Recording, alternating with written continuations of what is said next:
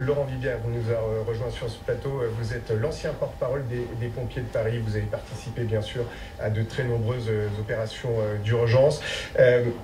Comment ça s'est passé à Londres? On sait que tout est arrivé très vite. Les blessés, qui sont nombreux, 48, ont été répartis dans 5 hôpitaux différents. Comment ça se passe dans ce genre d'attaque extrêmement brutale et ciblée?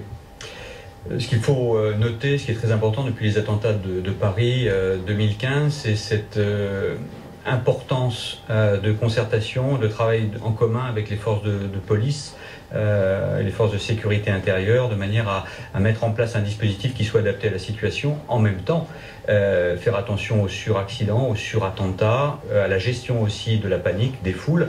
Donc c'est un travail qui participe malheureusement des retours d'expérience que l'on a sur des attentats.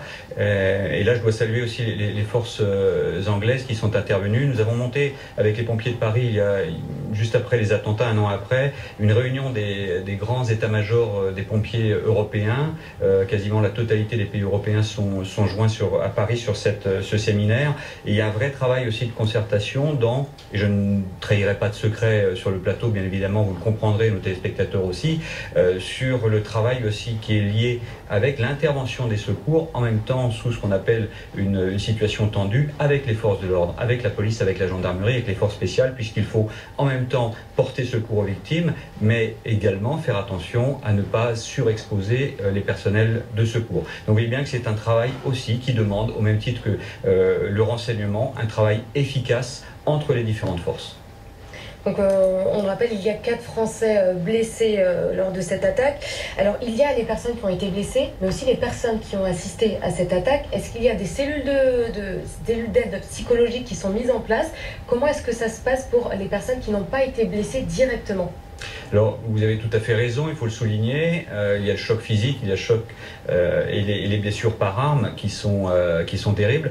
Également les mouvements de foule, puisqu'on l'évoque, c'est, j'allais dire pas hors sujet, mais hier soir lors du match notamment en Espagne, on a dénombré à Turin de nombreux blessés, pardonnez-moi, 1000 blessés, 1000 blessés, légers, bien sûr. Puisqu'il faut aussi gérer l'effet de panique et donc lorsqu'on est au moment du bilan avec les forces de l'ordre, ce qu'on appelle le directeur des opérations de secours ou le commandant des opérations de secours a la charge aussi de prendre en compte l'aspect psychologique, et en effet des cellules d'urgence médico-psychologique sont mises en place sur le terrain, et après il y a un suivi aussi dans le temps, puisqu'on sait qu'on peut avoir des traumatismes qui peuvent s'installer dans la durée.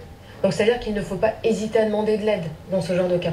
Je crois que lorsque l'on est en mode dégradé, qu'on n'a pas l'habitude de gérer notamment ce stress et ces situations d'urgence, en effet, ne pas hésiter à consulter, même quelques semaines, quelques mois après. Ce que je tiens à souligner aussi, c'est que, et on le voit dans le comportement du public à Londres, il est très important que les populations maintenant, puisqu'il faut être, je pense, franc avec la population française et européenne, que l'on s'installe aussi dans une connaissance meilleure des pratiques, j'allais dire des bonnes pratiques sur le comportement adopté dans des situations pareilles.